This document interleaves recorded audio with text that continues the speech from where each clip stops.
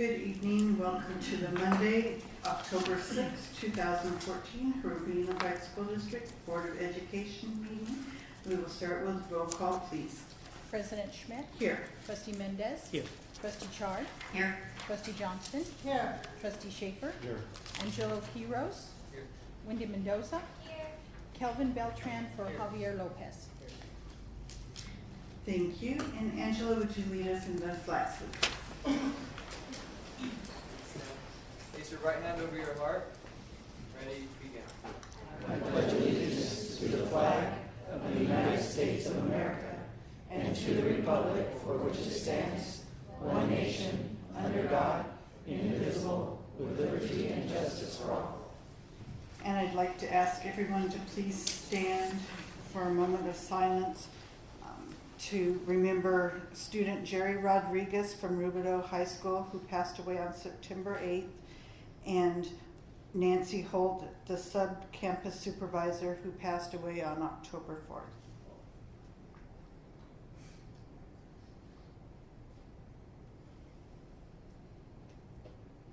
Thank you.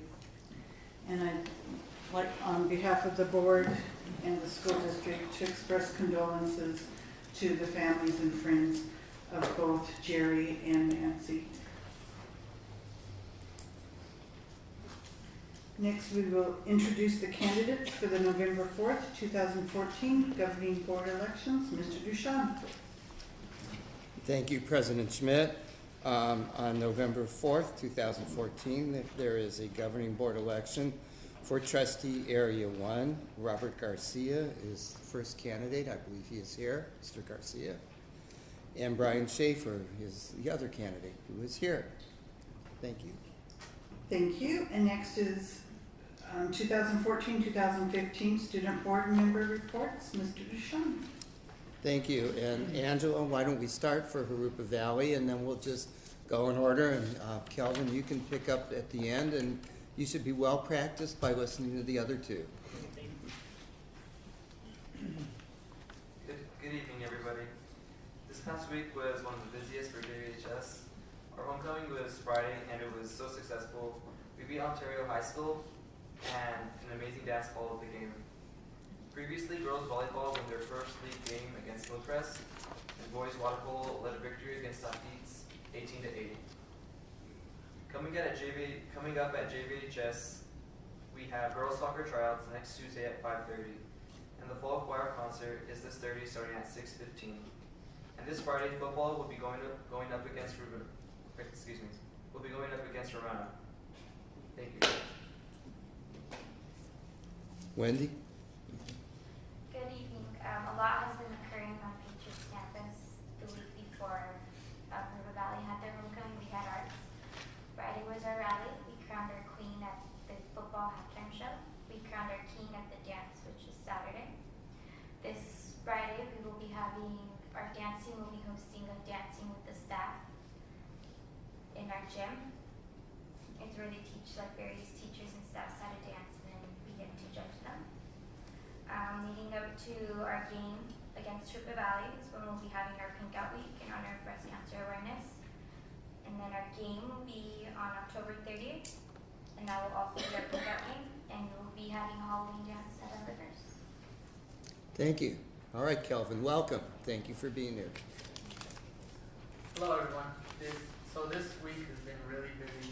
This week is our homecoming week, including our football game, rally, and dance. We invite everyone out this Friday to join us.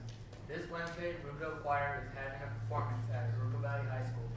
Next week, we will be having our great shakeout earthquake drill. Also, this Saturday, Rubidoux will have 100 volunteers help out at the JUSD picnic. Hope to see many of you there. Lastly, National Honor Society will have their induction ceremony next Monday. Thank you.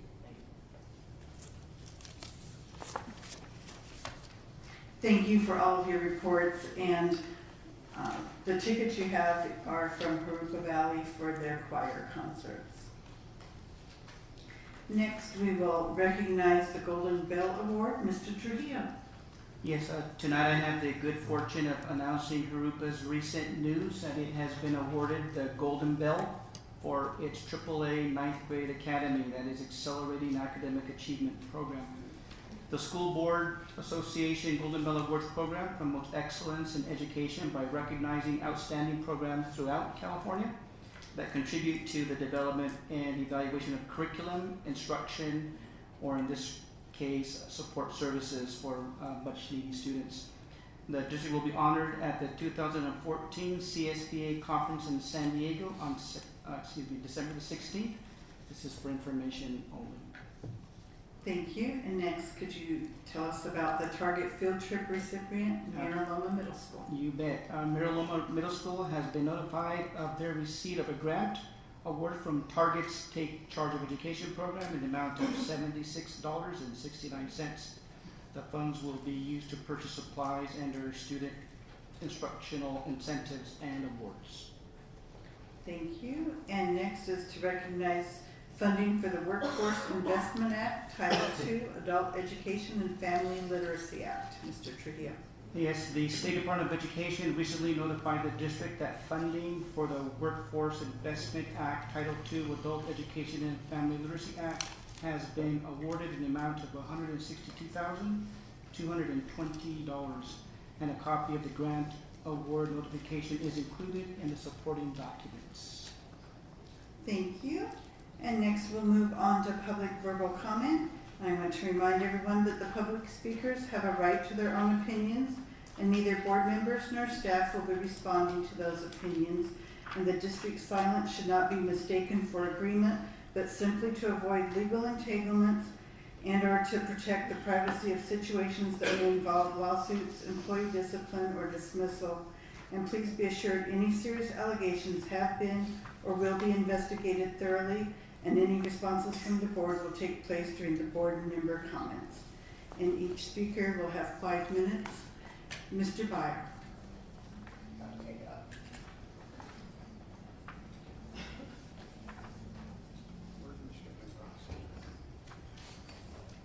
And you've got your usual number of minutes, Mr. Byer. Hello. I've gotten worse.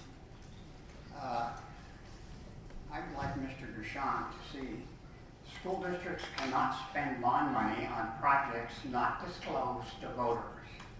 School bonds with 55% vote threshold must contain a list of specific projects to be funded. That's Best and Krieger, the one you fired because they're honest. I am now part of Moody's Rating Service, thank goodness. And I am your only Howard Jarvis Taxpayer Association representative in the community. The next closest is Corona. So if, and it's a big if, your bond should pass, I want to be the taxpayer representative. You sent an email to me that said you can buy volleyball uniforms anytime you darn well please. You leave that email like all the other ones. Because you're wrong. I have something for you, Mrs. Schmidt, and I'm going to hand it to Mr. Trujillo. And number 2 for Mr. Duchamp. Thank you very much. I didn't recognize him either. The first notice that I sent you, Mr. Duchamp, that was an April Fool. There's the real notice. Yours is dated September, that's dated October. It's discharge.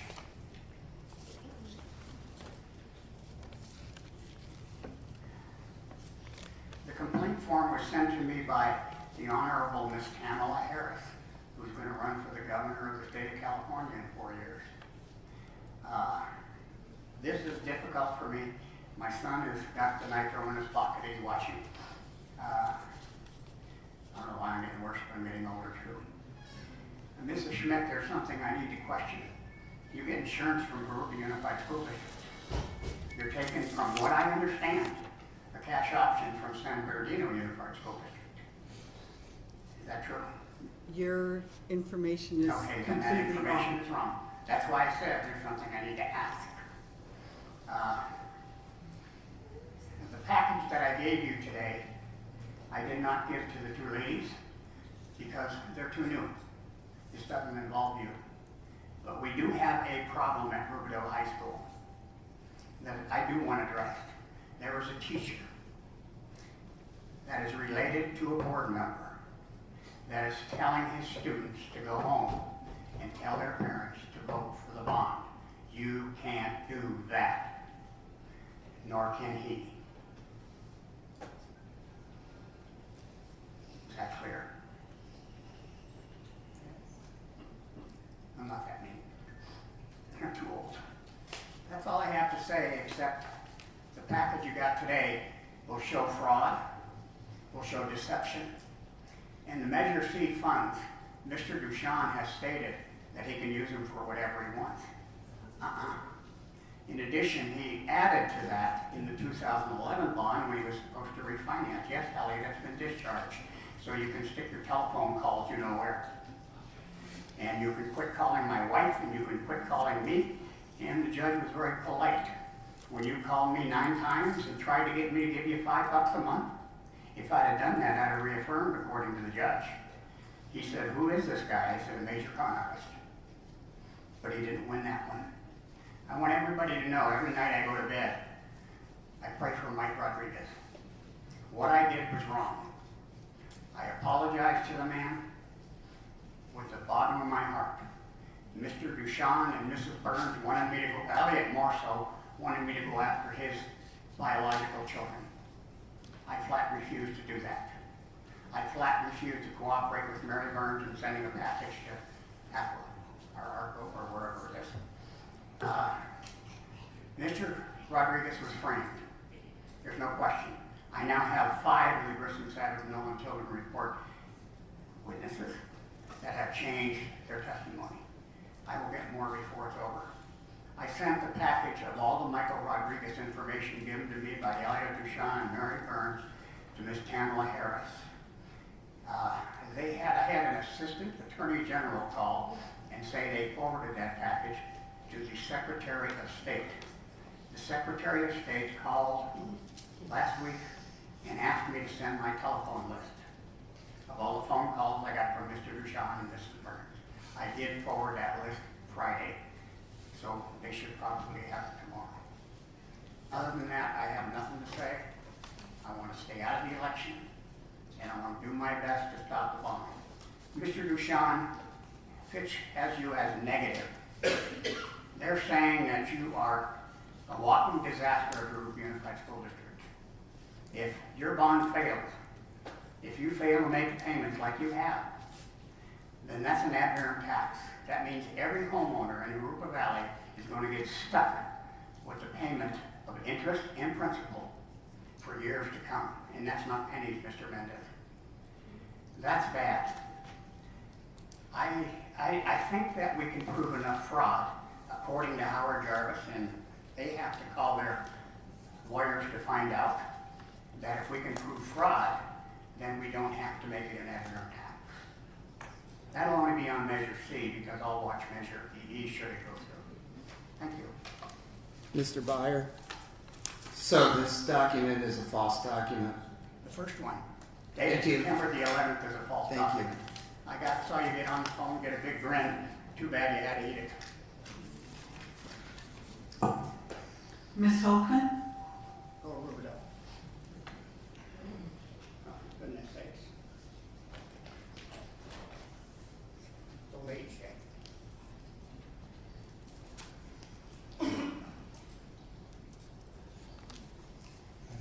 At the last board meeting, Ms. Chard made a comment after Mr. Byers had said that he needed to publicly apologize to Michael Rodriguez again, which I took personally insulting because she said Mr. Byers brought up Michael Rodriguez's name, should the lawyers look into it to see if he was behind it. How dare you make a comment like that of someone you have no knowledge of? You know what, before you and Ms. Johnston got seated in those seats, I never saw you at a board meeting. I've been coming to board meetings for 11 years. The only board meetings I've ever missed is I was sick and I couldn't make it. But yet, you were so ready to blame a person you didn't have no knowledge of, unless you were told something. And if you were told something and you don't know the man personally or his family, then you should have kept the comment to yourself. You, Ms. Johnston, have made several comments that have insulted many people. I know that your comments were meant for me, and if it was just me that you insulted, I'd swipe it off my back and keep walking. But you didn't. You insulted other people that were in this room by making the comment that if we didn't like the money we were making, that was on us, our fault. You don't know me. You don't know people that are sitting in this room personally. But because you were secretary to Taloni all of a sudden, you know everything. The money we are making now, that's not on us, that's on that man. We have given up so many concessions that you would not believe. It would spin your head to know how much millions of dollars we have given up. Certificated have given up much, much more. And I didn't always feel the way I do about Elliot or Tammy Alzit. I thought they were decent people at one point. But when he broke his word as a man and as superintendent to this school, and Miss Alzit decided to outright lie about a board member, that was insulting. And I saw them for what they were. You don't know us. You don't work for this administration. We do. You come in, what, maybe 2-3 times a month and speak to them, and all of a sudden you know everything? We gave up a lot, and we continue to give up a lot. We have not gotten a cost of living raise in 8 years. 8 years. And we still continue to do the job to the best of our ability. So for you to make a comment like that, to defend a man like that, no, that's on you, not us. Because we do our job with pride and dignity. And we don't insult people that don't deserve it. The insults that I make about this administration and this superintendent are made personally because I know them. And you, Ms. Smith, I have come up here several times. You have been sitting in that seat for what, 6 years now? When Ms. Johnston came and there were several people that were applying for her position, one, I believe, was the name of Robert Holguin. You had no problem enunciating his last name. You did it perfectly. But when it comes to my Holguin, Holguin is not my name. Get it right. You've been there for several years. You people need to start doing your job. And your job is not to listen to what administration recommends. It is to look within your hearts and your mind and do what is right. Because when we were taking hits left and right, this man was getting his. Year after year after year. He got his raise. He didn't care about special ed kids. And shame on you that you're a special ed teacher and don't have more heart for these special ed kids. He didn't care about anybody but his and his own. So before you guys decide to insult any employees because you don't like what you're hearing, make sure you got the facts straight. Thank you. Heidi Ober.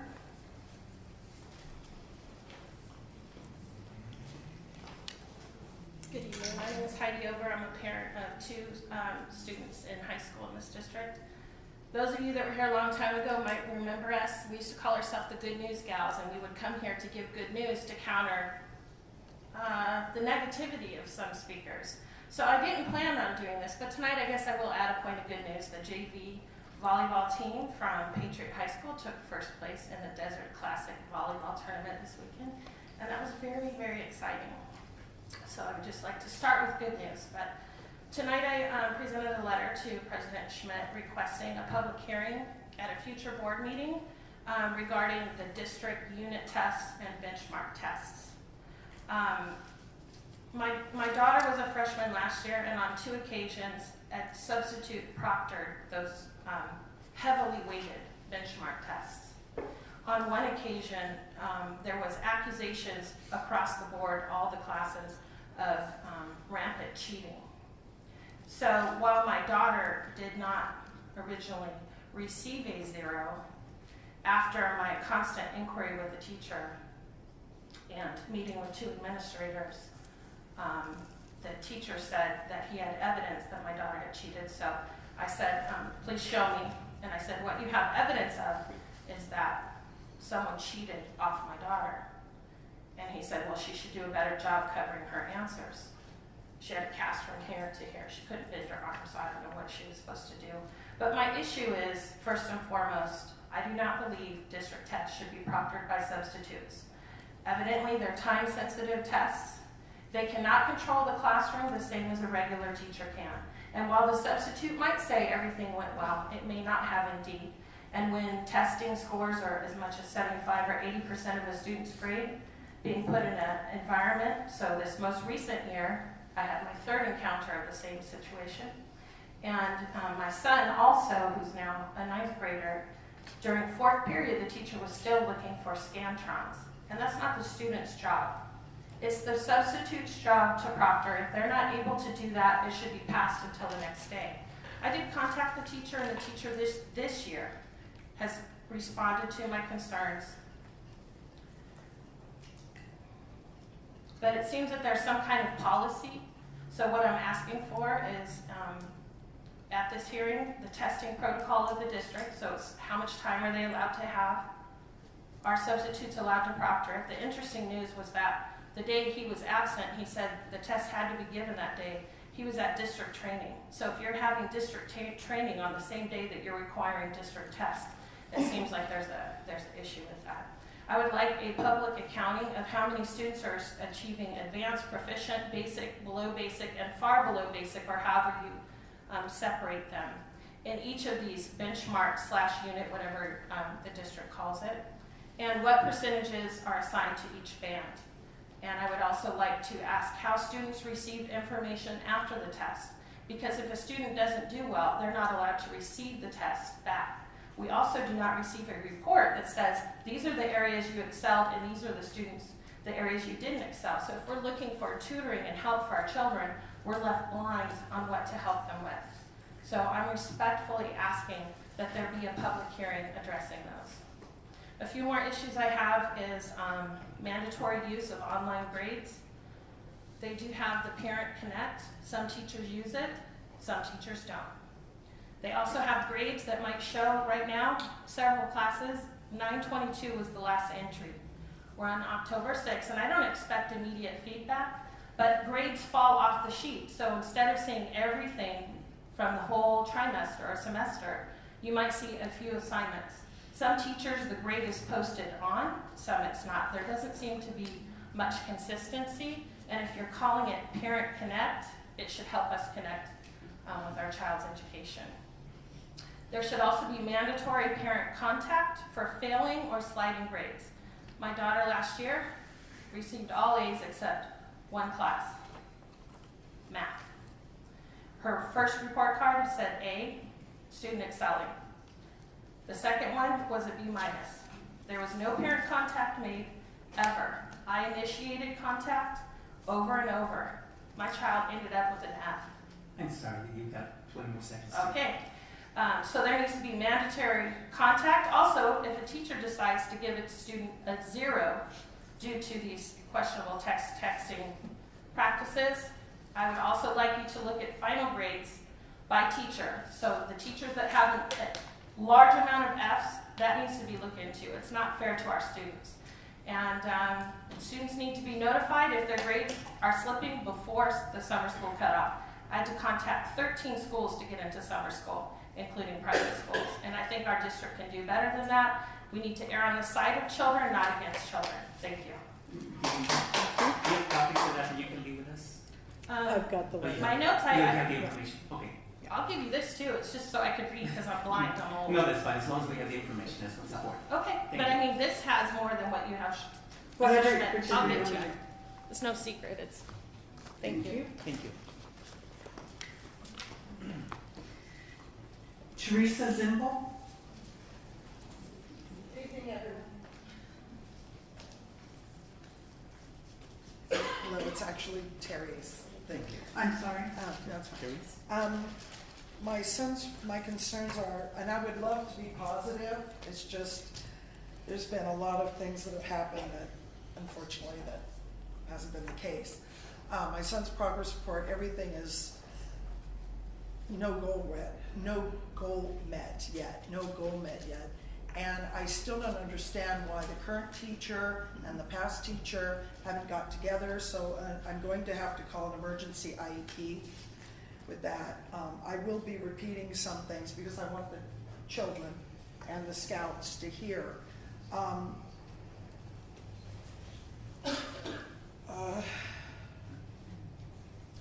When I had a tour of the Patriot campus, I was excited and happy for my daughter, and the focus was on education, but I was lied to.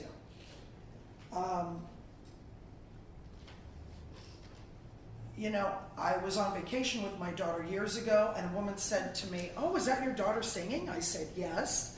She said, "Well, I was a singer in Europe, an opera singer." She has all these different gifts, and yet no one is taking the time to find out and hone those skills, regardless of their art or language. One summer, a woman was speaking Russian, and she said something, and she did everything, and the other children followed. And the woman said, "She's doing everything I said. She's a genius level," or so I've been told by other school districts. So I felt that I was lied to, and I want the scouts and the students to understand, with power comes great responsibility. Taking advantage of someone who is weak, really? A proud moment? My daughter and other students, after you finish eating, clean up the tables. And other things like that. I went to the first, parent meeting, family, they have that, you gave the speech. And they said, "Oh yes, the children do laundry, we have people donate laundry. They take out the trash," and I'm sitting there thinking, they just don't get it. That's not why I have my child in school. My daughter's ring was missing. Where's your ring? Well, if you don't value someone, what do you care? Hey, the school, the adults aren't have no value with these children. So why don't I ask her, "Hey, let me have your ring." Okay, fine. So, also, I call protective services and other agencies like, the labor board. They're very interested in all the trash issues of our children going through the trash. Protective services, their response to me was this: you as a parent, knowing what was going on, if you had stopped it, you would have been investigated. So that's something you really need to think about. It was like, oh, that was their opinion, that it wasn't okay. The labor board is still working on the investigation. There was a message on my phone. "Oh, the school needs your discarded clothing, etc. For students that are college bound. We need funds for them." Not once was it mentioned that they'd be cleaned by special needs children. I'm sorry, you have 1 minute left. Okay. And I want to make the point that many successful people have autism. Daryl Hannah, Dan Aykroyd, Bill Gates, one of the richest men in the country. So, to not really see these children and focus on their value, really proud moment. Thank you. Thank you.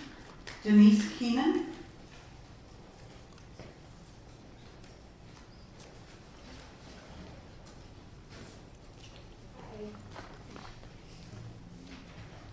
I'm here, and a bunch of students with Patriot High School that's on the dance team is here with me.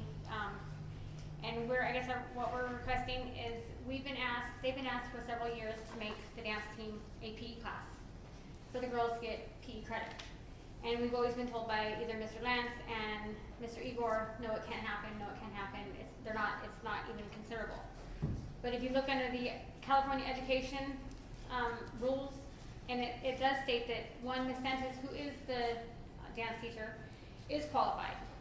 She is creditable. She is, per the standards, she's able to teach, and they are able to get the PE class. And I know that we get drill team funding for the school, but we don't have a drill team. So Ms. Sanchez is even saying that she's willing to name the dance team as a drill team because they do know their drills, they do know the requirements for that. But these girls work hard. They have a 2.0 GPA they have to withhold. They have to, their reputation around the school is held higher than even the standard reputations and guidelines. They can't get Fs, or if they get Fs, they can't perform. She holds them to a high standard. These girls work extremely hard. And it states that in order to get this approved, it's actually section 44258 7B in the Board of Education rules. And it states it is a single subject teacher who is required that can teach it. And they also said who is the decision maker is a committee of assignments. And the committee of assignments is a group of teachers and a group of staff members chosen by those teachers and chosen by those staff members to make that decision. And it can be within a year, and then if it goes on from there, then every year after that it has to be brought before the school board and again voted on. So I guess I don't know, but that's what we're asking for. If you guys can consider, or how do we go about getting that on a ballot to be voted for the dance team to get it, because they work extremely hard, just as hard, as any other sport on that campus, and they get asked by every single coach to come and perform. So it's not, they go to all these competitions that the cheer team goes to. They get extremely high, percentages and first place all the time, but yet they can't get the credit or they can't get the funding. So these girls, they work double hard. They don't work any less than a cheer or basketball or football or anything else. And we do have funding, and for a team that we don't have, so it's not. I don't think funding would be a problem, and the teacher is qualified and credentialed for it. If you give your information to Mr. Trujillo, he will be in touch with you and go through the process. Okay. Thank you.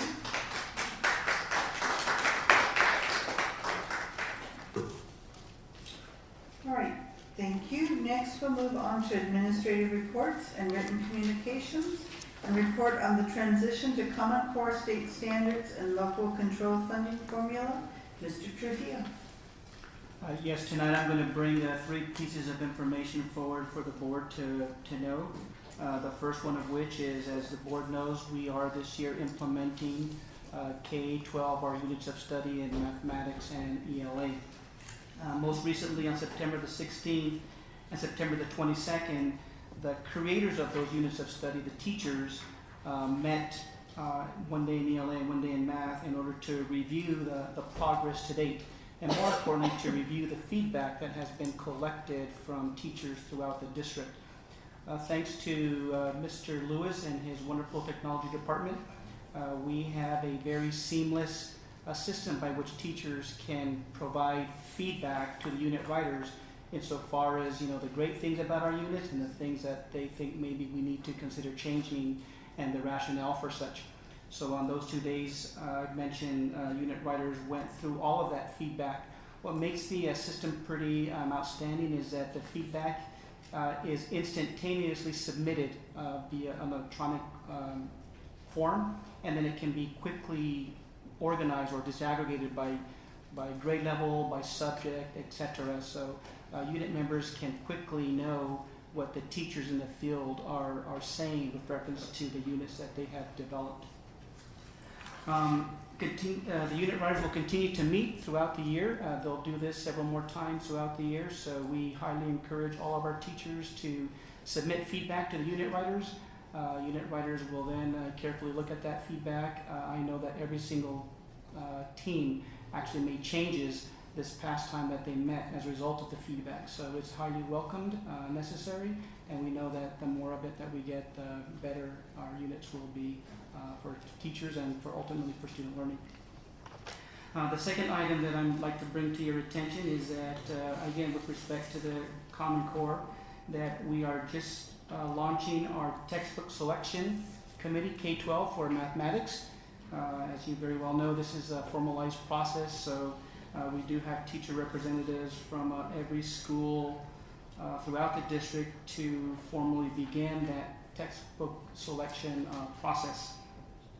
This is the process that's headed by Ms. Mooney, and you will continue to hear updates about that, and eventually have opportunity to look at what they are recommending for your approval.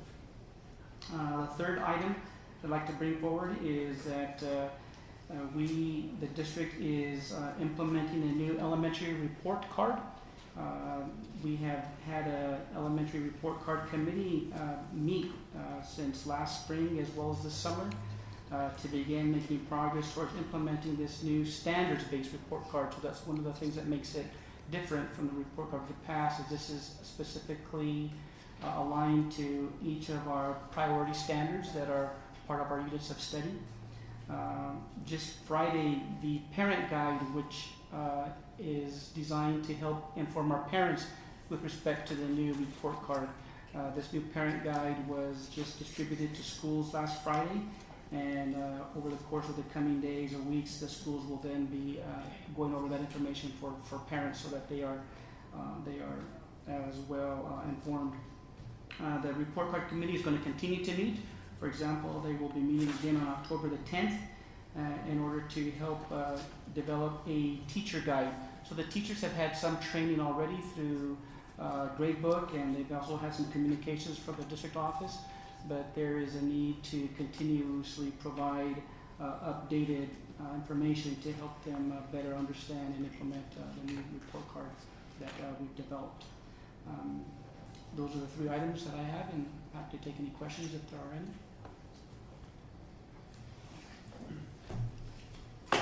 I just have a concern on Common Core. Common Core is taking a real battering. A lot of people are distant, those that support it are distancing themselves from it. My concern is for our district, students that graduate and go on to college, they have to take remedial math or English or both for a year or two before they really get into their college courses. There was a segment on one of the news programs. It was a nuclear engineer, and they showed him how they were adding 49 and 52. The methodology they were using to get to the answer, it was so bizarre to him. It's like you have to jump through hoops to get to the answer. If math is, if our students are going to be having a lot of difficulty with Common Core math, how easy is it, or what can we do to turn on a dime, make it as simple for them as possible, teach them how to add like years past instead of this new methodology that seems very confusing? As you know, the teachers are meeting regularly to discuss the implementation of Common Core, whether it be ELA and or mathematics. So it's a learning curve for all of us. One of the things that we really appreciate is getting that feedback from the teachers in the trenches with respect to the units of study themselves. So whereas they precisely identify what needs to be taught, for example, the standards, so specifically what are the skills and what are the concepts, it doesn't really identify how it should be taught. So the methodology, as you described, that methodology is still lies within the domains of the teachers, the experts that we have here in district. So I'm fairly comfortable, or I'm confident, I should say, that I think our teachers will make good decisions about how best to teach. And what we're learning is the stuff, the what, the standards and the skills and the concepts. And that's something that we will continue to monitor carefully and make progress, I'm sure. Let me take that one step further.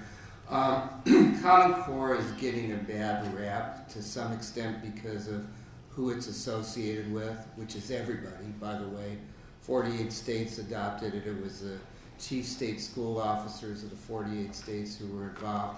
Nevertheless, Common Core generally has more depth and less breadth than former standards. And what Mr. Trujillo was saying, I think is the critical part for our teachers. Common Core, any set of standards tell us as educators what is to be taught.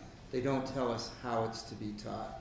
So without knowing that segment, if you were to walk through classrooms in Jurupa, you would see students going through basically very traditional algorithms. The difference is they are also going through the explanation of the algorithms. So the example that the news had could have come from any district in 48 states. I think that we are still teaching math facts, we're still teaching algorithms, we're spending more time on the problem solving part. Because there's also research that kids who got 99 points on math tests made some ridiculous errors because they weren't thinking through it. They'd multiply two positive numbers and come up with a negative. What we're trying to teach is reasonable mental math. So there's over 100 teachers involved on our units of study. Those are the heart and soul of what we're teaching and how we're teaching. So good question. I think we need to separate in our district what we're doing because it's very different from a lot of other districts, and actually would probably apply to any set of standards because it's the how of it. So. Ms. Johnson. Part of the problem is we don't know how we are different from other districts and what they're teaching. But if you're teaching math and you get a simple problem, a simple answer, maybe it takes a minute or so to solve it, but the other ways of solving it may take 7 to 10 minutes to solve the issue. I know that, I would call it when I was in school 100 years ago, that you learned your facts and you memorized a lot of them. And then later on as you grow, you begin to understand the math a little better, why it is so, why that answer, why you get that answer, and how in other ways, in showing the algorithms and the unique thing of solving problems. But that came later when you were more mature, and so throwing these kinds of things at a young age all at once, or giving them some kind of strange chart in order to do a very simple subtraction problem, it just seems in some cases ridiculous. It gets onto that point of being absurd. But we see, if anybody who's reading, what you see online, what you might see on the internet, the examples you might see what's being taught. And I think that part of it, we don't know what's being shown in the classroom. But I hope that kids, parents and teachers and children are not going to be so stressed out with the new methods that they can't do the math or don't want to do the math. So, there's an emotional issue involved in all that too. Anxiety of not remembering maybe how to do it, or getting really complicated. So, those are some of the things that go through my mind. Thank you. Are there any other administrative reports or written communications? There are none. Thank you. And Ms. Elzig, if you could report out from closed session, please. Yes, thank you. In closed session, the board voted with a 5-0 vote to accept the resignation of certificated employee number 049759, effective December 19th, 2014. Thank you. Thank you. And next we'll move to public hearing session and hold a public hearing on pupil textbook and instructional materials sufficiency program for 2014-2015. Mr. Trujillo. Education Code 60119 specifies that the school district governing boards are required to hold a public hearing for pupil textbook and instructional materials compliance. A public hearing notice was posted at the Ed Center and at all school sites, and the district website from Thursday, September the 11th, 2014 through Monday, October the 6th, 2014. And at this time, the board president should formally open and close the hearing on pupil textbook and instructional materials sufficiency program for 2014-2015. Thank you. And at this time, I will open the public hearing on pupil textbook and instructional materials sufficiency program for the 2014-2015 school year. If anyone has any comments? And seeing no one rushing to the podium, we will close the session and move on to action session and approve routine action items by consent. Items A 1 through 15.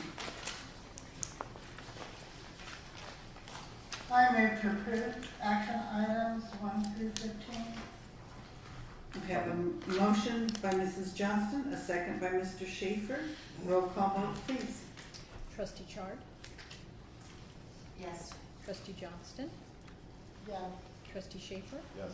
Trustee Mendez? Yes. President Schmidt? Yes. Motion passes 5-0.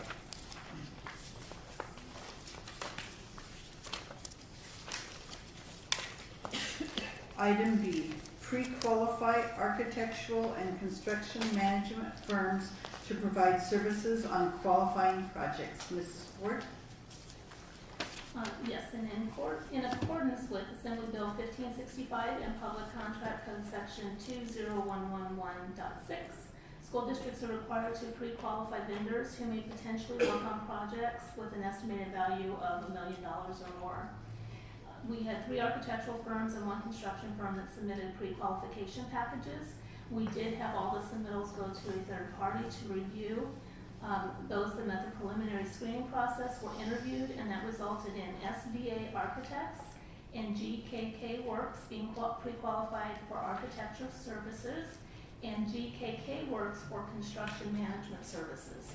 They offer both the architectural side and the construction side. So administration recommends the board pre-qualify architectural and construction management firms to provide services on qualifying projects. Make a motion to approve with a comment. Have a motion by Mr. Schaefer I'll second with a question. and a second by Mr. Mendez. Mr. Schaefer? I appreciate you answering some of my questions on the agenda items. Just so my colleagues are aware, there are other architectural firms and construction management firms. We're just adding to that list by approving these companies. Correct. We have other firms that we've already pre-qualified. We figure the more competition we have, the better. That partly answered my question. That in regards to specific projects as they come, how would they get designated as to which firm they would undertake the construction or the planning and the management?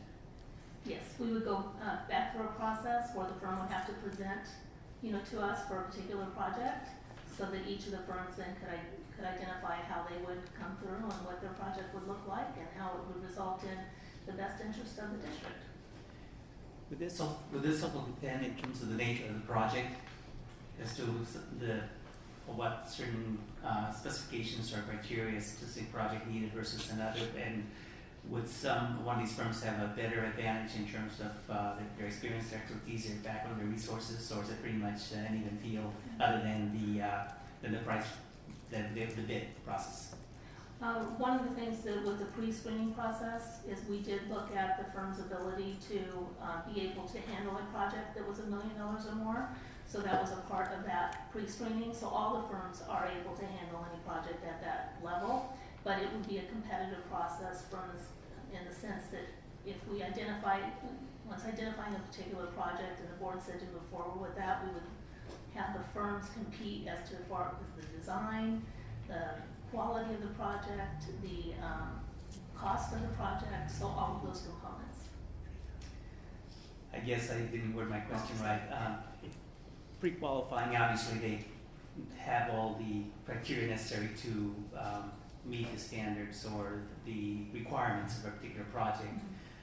But even so, not all firms are the same in terms of, again, their level of expertise, their depth, their experience, there's some variation even though they all met the level of criteria to participate in the process. And I was wondering whether there was any advantage by any one of them in a given project in addition to the bid. I can answer that. The answer is no. Basically, all the firms that were pre-qualified had many years of experience and many references in school building. And so it would be our intent, for example, let's say we did a project at any single school in the district. Let's say we were modernizing a multi-purpose room. We would go to all of the firms and say, we would like you to submit proposals, including design, cost, you know, what you would do with it. You know, obviously we're not going to ask them to do hundreds of hours of work, but so it would be open to any one of the firms. And I think our feeling was the firms were relatively equal in their ability to do projects. Thank you. Thank you. Any other questions or comments? All right, we have a motion and a second. Roll call vote, please. Trustee Chard? Yes. Trustee Johnston? Yeah. Trustee Schaefer? Yes. Trustee Mendez? Yes. President Schmidt? Yes. Motion passes 5-0. Item C, approve instructional materials for review. Mr. Trujillo? Make a motion to approve the instructional materials for review. Second. Have a motion by Mr. Schaefer and a second by Mrs. Johnston. Questions or comments? Roll call vote, please. Trustee Chard? Yes. Trustee Johnston? Yes. Trustee Schaefer? Yes. Trustee Mendez? Yes. President Schmidt? Yes, motion passes 5-0. Item D, approve career technical education advisory committee. Mr. Trujillo. Each year, the district is required to submit the CTE, or the Career Technical Education Advisory Committee membership to the Board of Education for approval. The list of committee members must include a member of the general public knowledgeable about the disadvantage, a parent, student, district leaders, administrators, a business representative from the industrial areas the district has a program, and a representative from the field office of the Employment Development Department. The committee list is included in the supporting documents. The administration is recommending the board approve the CTE Advisory Committee. Make a motion to approve the Career Technical Education Advisory Committee. Have a motion by Mr. Mendez. Second. A second by Mr. Schaefer. Any questions or comments? Roll call vote, please. Trustee Chard? Yes. Trustee Johnston? Yes. Trustee Schaefer? Yes. Trustee Mendez? Yes. President Schmidt? Yes, motion passes 5-0. Item E, approve Quality Education Investment Act, QIA waiver application. Mr. Trujillo. Make a motion to approve the QVIA waiver application. Second. Have a motion by Mr. Schaefer and a second by Mr. Mendez. Any questions or comments? Roll call vote, please. Trustee Chard? Yes. Trustee Johnston? Yes. Trustee Schaefer? Yes. Trustee Mendez? Yes. President Schmidt? Yes, motion passes 5-0. Item F, approve purchase of combi oven for Patriot High School. Mrs. Ford. Make a motion to approve the combi oven for Patriot High. Second. Have a motion by Mr. Schaefer and a second by Mr. Mendez. Any questions or comments? Roll call vote, please. Trustee Chard? Yes. Trustee Johnston? Yes. Trustee Schaefer? Yes. Trustee Mendez? Yes. President Schmidt? Yes, motion passes 5-0. Item G, approve purchase of language extra software licenses. Mrs. Ford. Make a motion to approve the purchase of language extra software licenses. Second. Have a motion by Mr. Schaefer, a second by Mr. Mendez. Any questions or comments? Roll call vote, please. Trustee Chard? Yes. Trustee Johnston? Yes. Trustee Schaefer? Yes. Trustee Mendez? Yes. President Schmidt? Yes, motion passes 5-0. Item H, approve purchase of teacher materials and technology equipment for language live reading intervention program at Headley Elementary School. Mrs. Ford.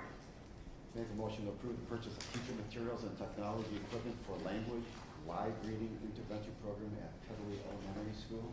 Second. We have a motion by Mr. Schaefer and a second by Mr. Mendez. Any questions or comments?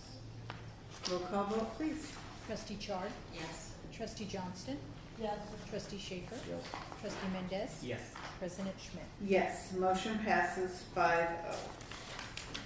Item I, approve purchase of mobile bench tables for Van Buren Elementary School. Mrs. Ford. Make a motion to approve the purchase of mobile bench tables for Van Buren Elementary School. Second. Have a motion by Mr. Schaefer and a second by Mr. Mendez. Any questions or comments? Roll call vote, please. Trustee Char? Yes. Trustee Johnston? Yes. Trustee Schaefer? Yes. Trustee Mendez? Yes. President Schmidt? Yes, motion passes 5-0. Item J, approve purchase of calculators for Patriot High School. Mrs. Ford. Make a motion to approve the purchase of calculators for Patriot High with a comment. Have a motion by Mr. Schaefer, I'll second. a second by Mr. Mendez. Mr. Schaefer. Thank you for taking my call on this, Mrs. Ford. The other sites, which the Jurupa Valley is going to get they've got their order in, Yes. and that will be coming to the board for approval. Jurupa Valley's already did. Oh, they did, okay. And Rubidoux did as well, so this is the last time. This is the last one, okay, thank you. All right, we have a motion and a second.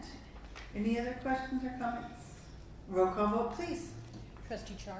Yes. Trustee Johnston? Yes. Trustee Schaefer? Yes. Trustee Mendez? Yes. President Schmidt? Yes, motion passes 5-0.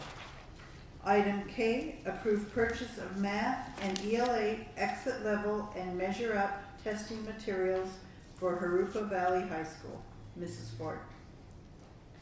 Make a motion to approve purchase of math and ELA exit level measure up testing materials for Jurupa Valley High School. Second. I have a motion by Mr. Mendez and a second by Mr. Schaefer. Any questions or comments? Roll call vote, please. Yes, I did have a Oh, question, go I ahead. guess similar to what Mr. Schaefer had on the other item. The other schools have theirs, or are there going to be more purchase requests for this?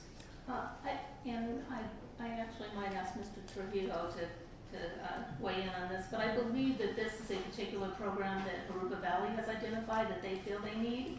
So it's not necessarily a program that's at the other high schools. They have other Casey intervention materials that they use. Thank you. Any other questions? Roll call vote, please. Trustee Char? Yes. Trustee Johnston? Yes. Trustee Schaefer? Yes. Trustee Mendez? Yes. President Schmidt? Yes, motion passes 5-0. Item L, approve purchase of the SBAC testing equipment. Mrs. Ford? Administration is requesting to purchase technology equipment to support the Smarter Balanced Assessment Consortium, the SBAC testing. We did purchase equipment in 13-14 to support the SBAC pilot testing, and that was the pilot year.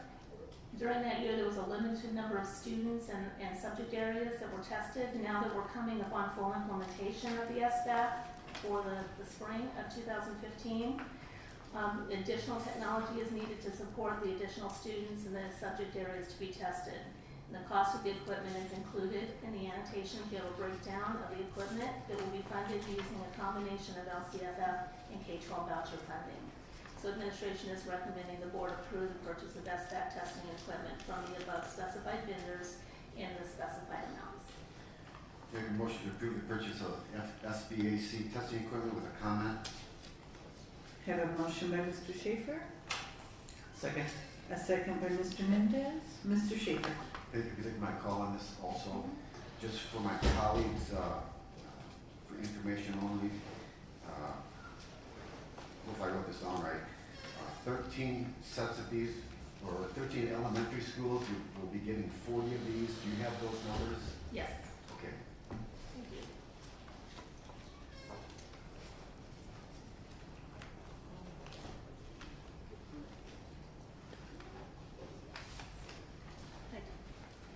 Yes, so we have 13 elementary schools that will get 40 of the notebook computers. And then we have 40 going to each of our middle schools. And then we have 40 going to Rubidoux High School and 40 going to Jurupa Valley High School. Thank you. Thank you. Any other questions or comments? Mrs. Johnson. comment. I support the new technology that we provide schools. This expense of $810,000 is a result of Common Core and the new education. And because of the requirements of the testing, Smarter Balance, Common Core and the new testing company are a burden on local districts for these expenses. Luckily for us, the expenses are paid through the local control funding formula, with which we get help with those expenses. So I just think that we should be aware of how much the new education process is actually costing taxpayers. Not to add to your comment, but that's also quite true. And this, we have gotten, what is it, $3.9 million specifically designated for Common Core implementation and the Smarter Balance test. That's in our district alone. It was something like 3.2 billion statewide. I can't remember the number, but it is very expensive. Irrespective of whether it were Common Core or anything, the transition to an automated testing system is and is going to be very expensive. And obviously any adoption of new standards is quite expensive also. As you heard earlier, we've already made a substantial investment in staff development, staff time, development of materials, and training to follow. So you're quite right. Well, and if you look at this as just for the SBAC test, it is expensive, but these computers, I'm sure, are used throughout the day in all courses for all different types of activities. So when you break it down, it's fairly inexpensive, and preparing our kids for the future when everything will be done on the computer. You won't see paper anywhere. Everything will come through and on the computer, and most of our kids are dealing with that. They don't use a telephone anymore. Everything's through texting and their telephone. Or they don't use a telephone for talking. They use it for everything else these days. And we'll be bringing all of you along on that ride soon, yes, too. soon you will each be part of that. All right, we have a motion and a second. Any other questions or comments? Roll call vote, please. Trustee Chard? Yes. Trustee Johnston? Yes. Trustee Schaefer? Yes. Trustee Mendez? Yes. President Schmidt? Yes, motion passes 5-0. Item N, adopt resolution number 2015-21, sufficiency of pupil textbooks and instructional materials for the 2014-2015 school year. Mr. Trujillo. Make a motion to adopt resolution number 2015/21. Second. Have a motion by Mr. Schaefer and a second by Mrs. Johnston. Any questions or comments? Roll call vote, please. Trustee Chard? Yes. Trustee Johnston? Yes. Trustee Schaefer? Yes. Trustee Mendez? Yes. President Schmidt? Motion passes, or yes, motion passes 5-0. Count your vote. Item N, adopted a second reading ordinance number 2015-01, ordinance of the Board of Education for the Jurupa Unified School District acting as the legislative body of the Community Facilities District number 11 of the Jurupa Unified School District, authorizing the levy of a special tax. Make a motion to approve ordinance number 2015/01. Second. Have a motion by Mr. Mendez, a second by Mrs. Johnston. Any questions or comments? Roll call vote, please. Trustee Chard? Yes. Trustee Johnston? Yes. Trustee Schaefer? Yes. Trustee Mendez? Yes. President Schmidt?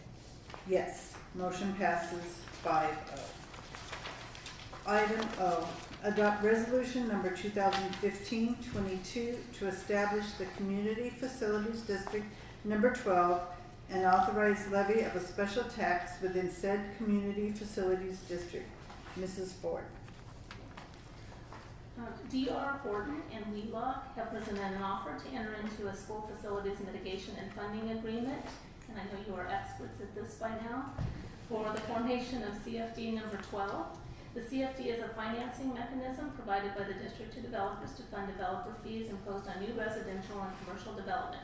The estimated funds from this CFD for the school district are $2,209,358, and they'll be used to accommodate students generated from the new residential development of 178 homes, and this is the development that is next to Patriot High School.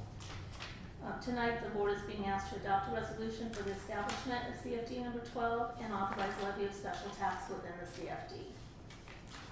The administration recommends the board adopt resolution number 2015/22, establish community facilities district number 12 and authorize the levy of special tax within said community facilities district. Move to adopt resolution number 2015/22. Okay, first we have to orally acknowledge receipt of by you of a petition requesting the establishment of the Community Facilities District submitted by Western Pacific Housing Incorporated, doing business as D.R. Horton, America's Builder, as the owner of certain parcels of real property within the district, dated September 29th, 2014. So acknowledged. All right. Now we can accept your motion. Thank you. And do I have a second? A second. A second by Mrs. Chard. Questions or comments? Mr. Schaefer. Just a couple. Agenda item O is for $9 million. The district is getting $2.2 million. Why are we always the lead agency when JCSD and the Parks District, it doesn't give a breakdown what they're going to be getting out of this? Is that number anywhere? Ms. Chang has that number. Good evening, members of the board. I'm Rachel Chen from the Lincoln Group. Mr. Schaefer, to answer your question, specifically for CFD number 12, Jurupa Unified School District is estimated, as Paula stated earlier, to receive roughly $2.2 million from the CFD.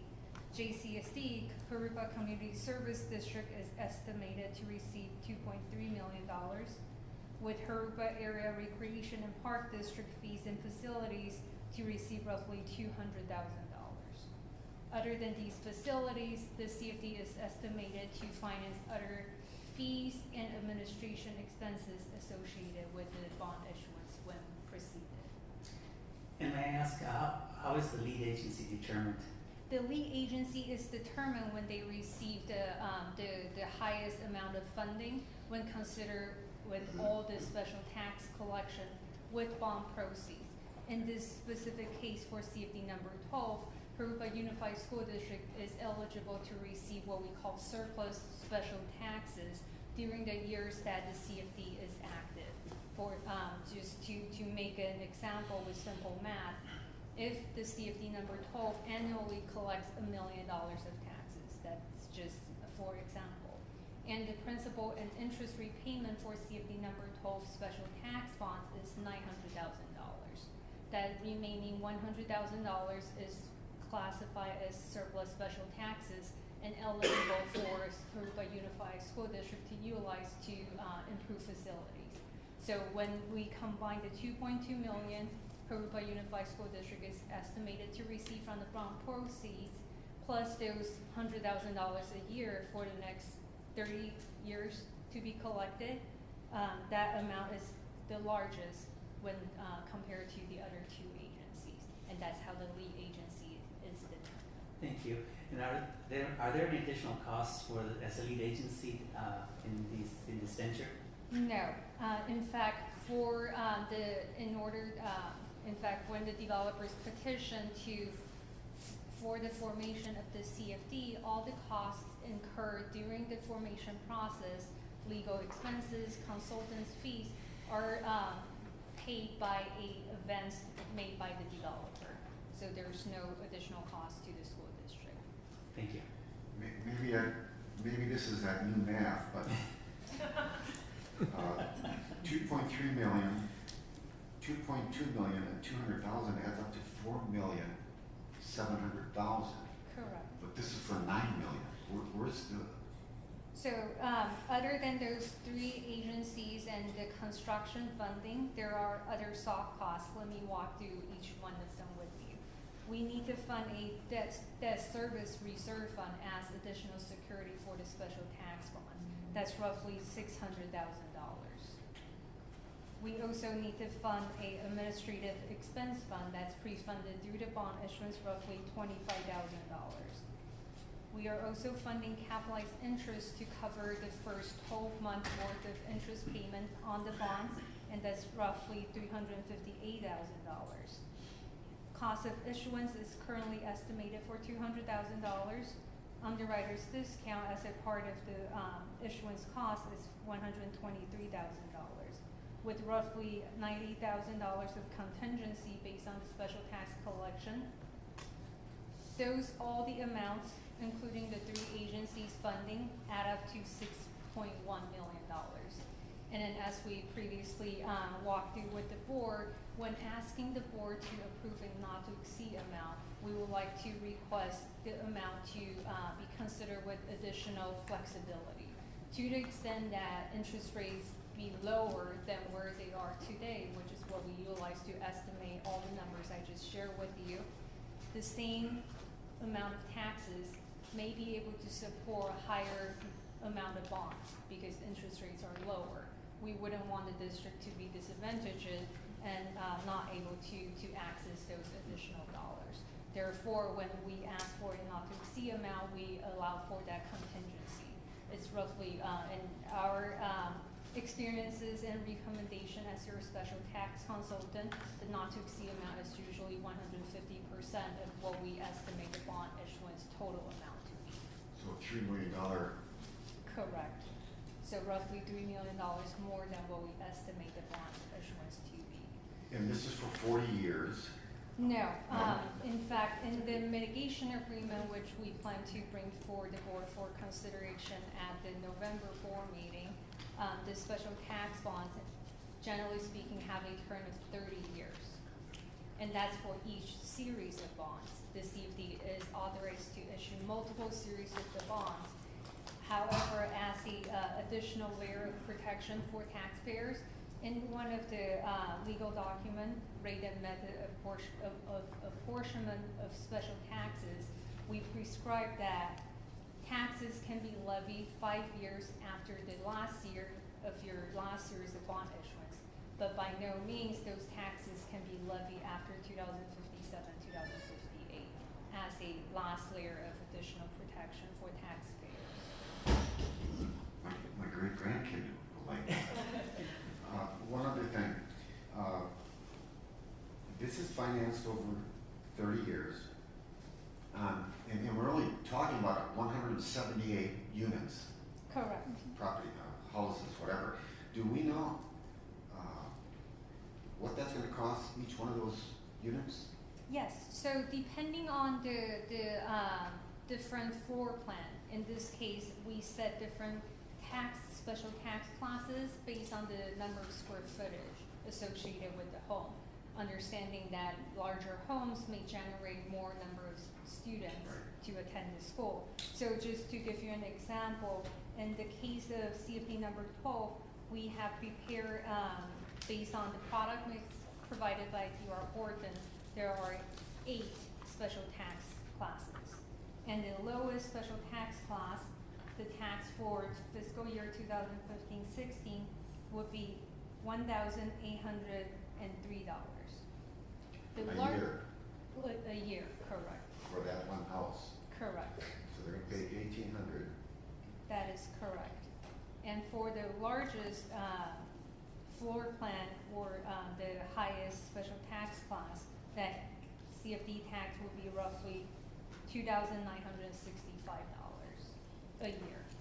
And on top of that will be their regular taxes. Correct. Any other measured EE taxes. So that's three. That's going to be on top of their mortgage.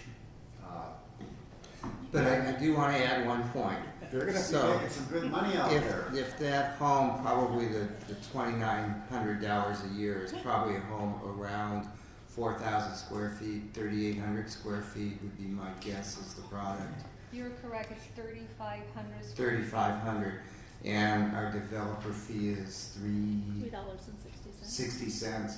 So they would be paying, and that fee, if it were not in the CFD, the developer would, or builder, whoever's the builder, would pay that fee up front, and typically that gets put right into the cost of the house. So they would be financing that fee for whatever the term of their mortgage or paying cash for it. So, yeah, so it's sort of one way or another somebody pays the piper. It's whether they pay it in taxes or whether they pay it in their mortgage. They're going to expect one heck of a good education. Well, they're going to get one. We better give it to them. Well, and I think the home buyers have a choice whether to buy that home or not. There's nobody forcing them to buy it, and they can go outside the area and pay a lot more in taxes than what they're paying here. Thank you, Rachel. I bought mine a long time ago. Yes, Don. I don't see, it says in the attachments, the money will be collected for park facilities as part of the CFD. But, so I guess my question is, that means there's no park up front being built? It's just the money will pass through the parks and they will decide whether or not to build a park, or how is that set up? As far as I know, there isn't any park facility that'll be located within the property, so. So there's no park plan within the housing tract? Right. Okay, so the money will be passed through the parks, they will have to decide how to utilize. Having been on the Parks Board when that first started, most of that CFD for that goes over across the street to Centennial and to Heritage Park. Okay.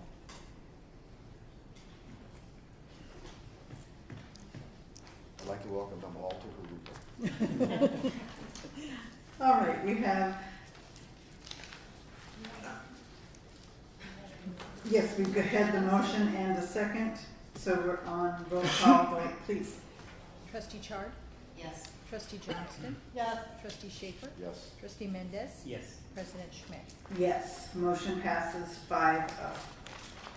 Item P, adopt resolution number 2015-23 to establish the Community Facilities District number 13 and authorize levy of special tax within said Community Facilities District. And once again on this one, we need to acknowledge receipt by the clerk of the board of a petition requesting the establishment of a Community Facilities District submitted by Frontier Communities as the owner of certain parcels of real property within the district dated October 6, 2014. So acknowledged. And Mrs. Yeah. Ford.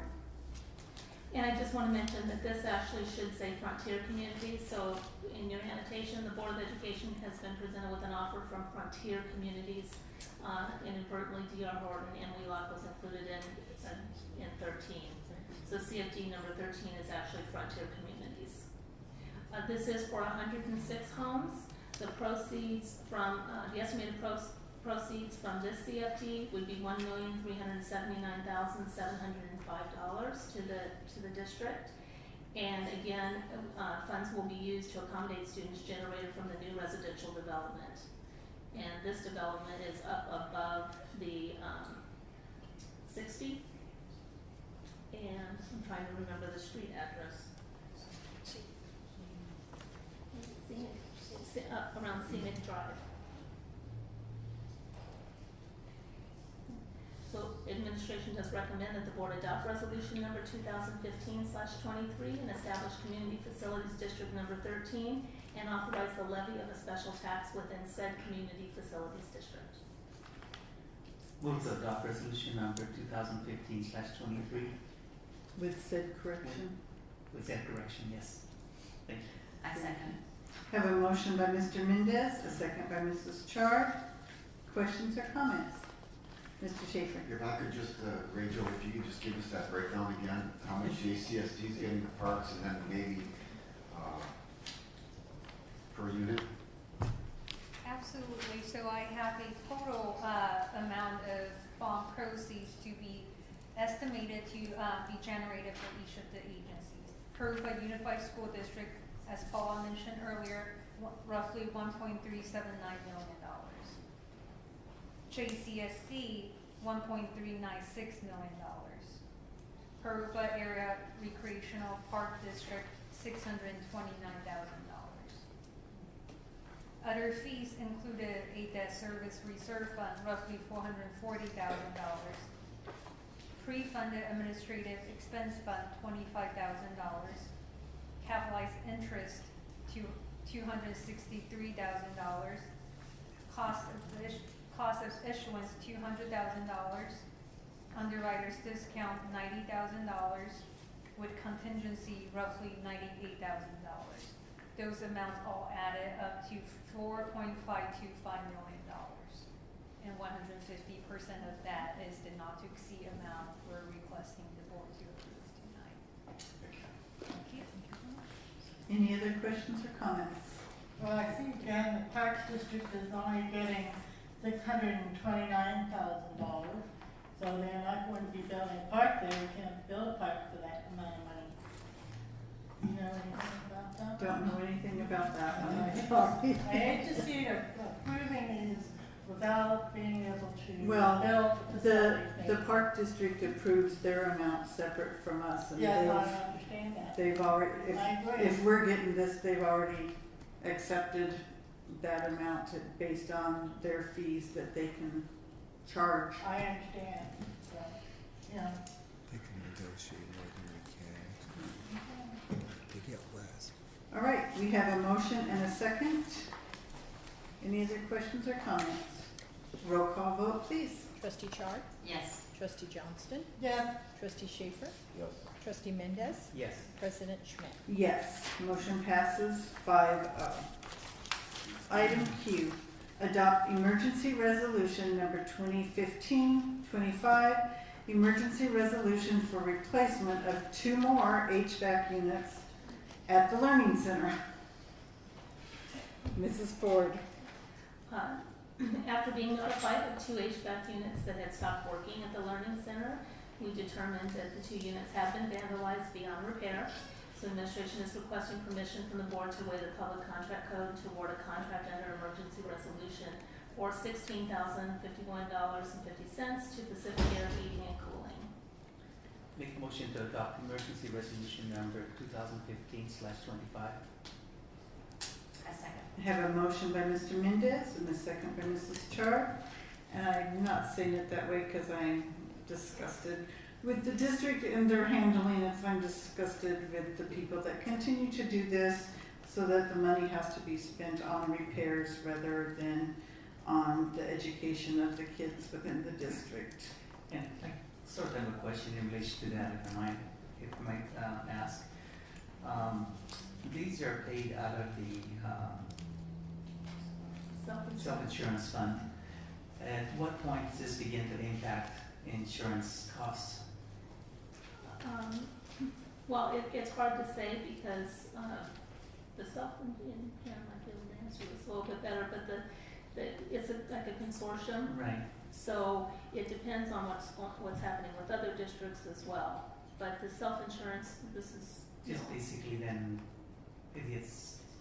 we won't know, and it could hit a year, it could hit in 2 years, where we would see an increase, to our costs. Thank you. Any other questions or comments? All right, we have a motion and a second. Roll call vote, please. Trustee Chard? Yes. Trustee Johnston? Yes. Trustee Schaefer? Yes. Trustee Mendez? Yes. President Schmidt? Yes, motion passes 5-0. Item R, act on student discipline cases. We have 2 cases, expulsion, suspended expulsion case, agreement and stipulation. We have 2. Case 15-005 and 15-006. Make a motion to approve suspended expulsion cases number 15-005 and number 15-006. Have a motion by Mr. Mendez, Second. a second by Mr. Schaefer. Roll call vote, please. Trustee Chard? Yes. Trustee Johnston? Yes. Trustee Schaefer? Yes. Trustee Mendez? Yes. President Schmidt? Yes, motion passes 5-0. Item S is appointment, just information only. Due to the appointment of Ms. Chard, there's her name has been placed in to the committees from now through December, when new committees will take place. And then any questions or comments on that? All right, we'll move to item T, board member comments and committee reports. Mrs. Chard. Well, since I'm just getting on the committees, I have nothing to report on yet. Just been assigned, but I will be attending the district advisory committee meeting as soon as I get a calendar. I don't know when they are, so I have to look on the district calendar. And I look forward to working with Mr. Mendez on technology. I hope he can enlighten me on a little more technology than I have. But we'll work together. And also on the Charitable Purpose Foundation. So, I'm learning a lot of this, so I'm trying to find out as much as I can so that before the next meeting I'll know a little more and maybe have something to report there. Other than that, I think we had a good meeting. I think it went well. Thank you. Mrs. Schaefer, Mrs. Johnston. Mrs. Johnston. Oh, that one's for me. Yes. I have a few things.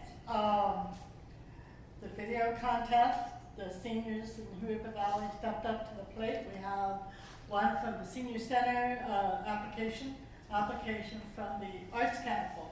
So we'll see if they come through and what they come through with.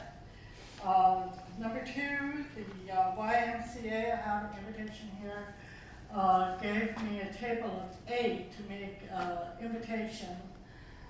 Invite them to their Ira Calvert Awards dinner on Saturday. And I know I told them we already had an event on Saturday. But if anyone is interested, between 3 and 7, the dinner starts at 3, over at 7. I'm going to try to pop events that day and be there. There is a seat at the table for 2 or 4, depending. If I get 2 more coming, or 4 more coming, I'll sit at another table. If 2 want to come, I'll sit at the table with everyone. We have some councilmen and their wives coming to that event. My other thing, I want to thank all of the donations and everyone who made donations, Target and the other organizations, and I noticed that Supervisor Tavolani donated $2,000 for the choir, yay. And let's see.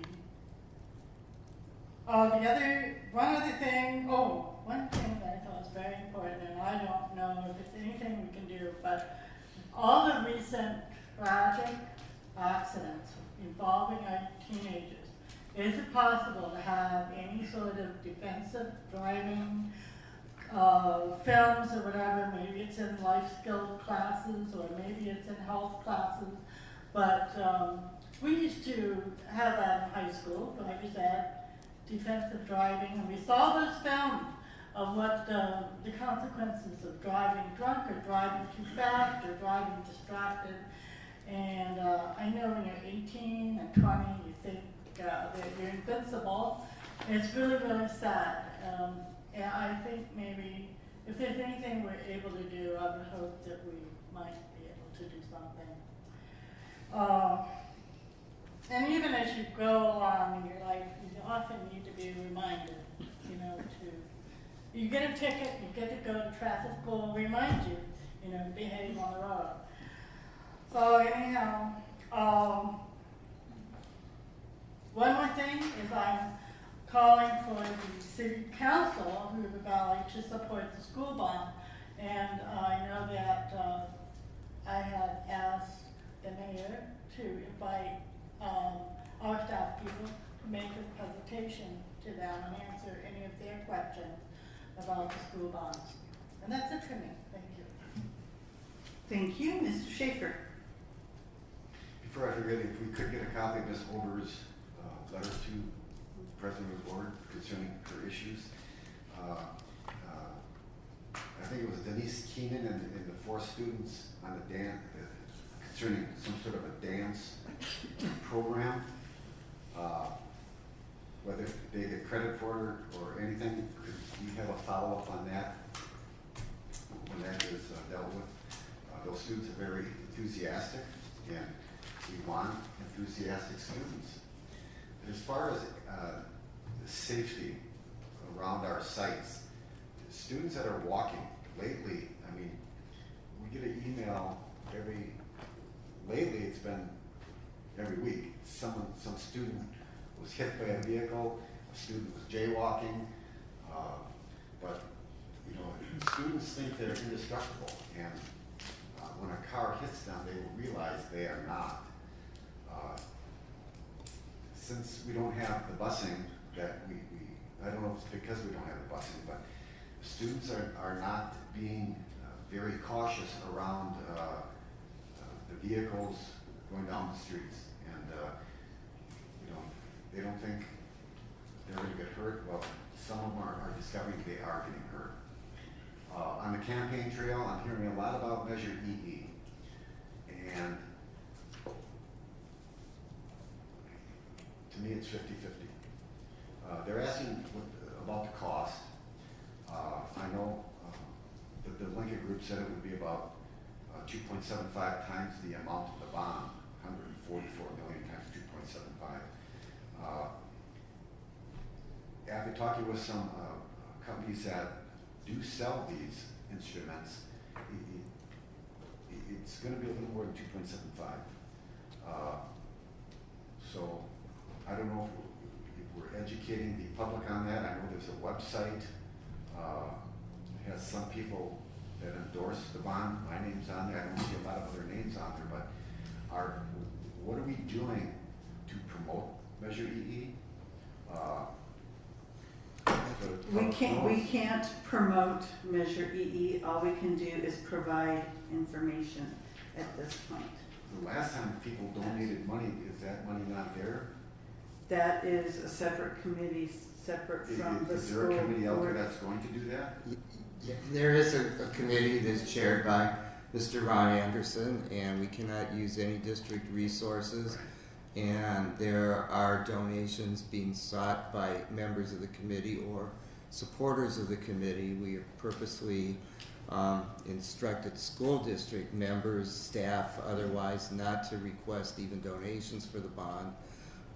There are a lot of people promoting it in their off-work time, specifically doing phone banking, other events with the bond. I'm a little concerned about the information because what the Delinka Group has done is they have run numbers based on what tax rates, well, I'm sorry, not tax rates, interest rates are, and the allowable bonds, which have changed since, I keep forgetting the number, SB 182, and I believe their records are very accurate. Our ratios have been low on all of our bonds that we've sold, again, because we've been both very conservative but also very strategic in when we issue bonds and refinancing bonds. So that should be a reliable number. So if you're talking to any bond firm, I know purchasers and sellers look at this differently, and an underwriter absorbs some of the cost of it. It's believe me, it's way beyond me. I don't even understand how bonds work except for savings bonds. There's a lot of factors that go into that. But yeah, all the promotion must be, we can issue public information. The board, we have issued as a school district a brochure called Moving Forward. It describes essentially what the bond would do and what the needs of the district are, but we cannot even, at any point say, I think Ms. Wells gave a very good presentation where if even one of our marquees said vote on November 4th, that would be okay. But if it said vote yes on blank I don't even want to say it up here, on November 4th, that would be inappropriate. So we are exercising a great deal of caution about school district resources being used in the bond. There's, as I said, phone banking, there's other things going on, and some members of the community that have contributed both a great deal of time and resources. We, at an appropriate time, without advertising the bonds, probably the board would like to recognize those people, but I don't think now would be the appropriate time either. So. And my final comment is there's a lot of homes being built in Jurupa Valley. There's more coming, and I'm hoping that they see the quality of education that they are getting here at Jurupa Unified School District and the improvements we are making. We're spending almost $1 million tonight on computers, and we've spent millions the past couple of years on that. So the district is improving. The notion that our students are not as proficient as some of the school district, if they would really look at the numbers, they would see that is not true. So I'm very proud of our teachers and proud of everyone that works here at Jurupa Unified School District. Thank you. Thank you. Mr. Mendez. Likewise, and I would also like to congratulate the AAA Academy for their recognition with the Golden Bell Award, and I look forward to their presentation and recognition at CSBA in December. Thank you. Thank you. And congratulations also to AAA Academy. It's a tedious job to get submitted, and then they had review committees come and look. We had several different programs here in the district that were up for the award. This year AAA was the one that got it. Hopefully some of these other ones that are new and different from many of the other districts will get their chance to shine at a future conference. With that, thank you all for attending tonight, and we will see you in a couple of weeks. We are adjourned.